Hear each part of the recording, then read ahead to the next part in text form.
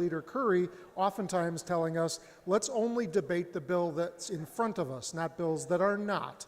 So I thought I'd speak to it now. So I apologize for the delay. But I've also learned a new rule in the last few days about appropriations. When we debated them in the past, we talked about, are they out of balance? Are they balanced? What is that? But now I've learned that that's not really the issue.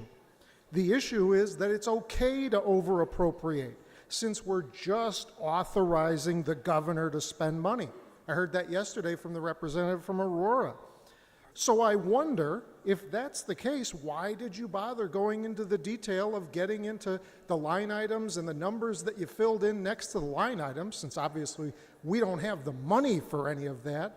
Why didn't you just put $1 billion in every one of those line items? Heck, the federal budget is $3.9 trillion. Let's top them.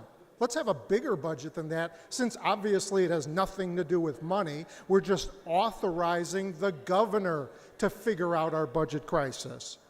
But that wasn't the only lesson I learned. I learned yesterday as well that it's not just the governor that has this responsibility.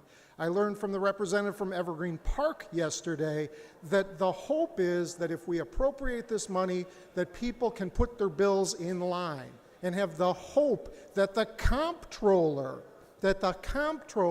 can find the money or prioritize the money. And I find that rule particularly interesting because I remember early in the session last year, the representative from McHenry County explaining that our current comptroller wanted to be a policymaker. She wanted to be a policymaker in this room, but she lost. And his point was that she's not a policymaker. Now, whether that's right or wrong is subject to debate, I suppose. But if that's the case, if we have now delegated, not only to our governor, but we've even delegated one step further down to the comptroller, what are we doing? So I thought it was our job to figure out how to balance the budget, but apparently not. I think the answer is clear. It's politics. You don't want your members to make the hard choices, to talk about either cuts or revenue or both. Politics. You want to make the governor do our work and then blame him for the woes of the state. Pure politics. Now, in spite of that, I remain an optimist. And I'm glad to hear the leaders say that for the next 5 or 10 weeks, we can get down to business and talk about fixing this problem and putting a nice, bright bow on it. I wonder where we've been for the last 9 months, because we could have been doing that this whole time. Perhaps that's the timing of politics. But I remain an optimist, so I hope that that's true. What I would suggest is we restart the appropriations committees, and we talk about cuts. We talk about revenue, and we talk about both.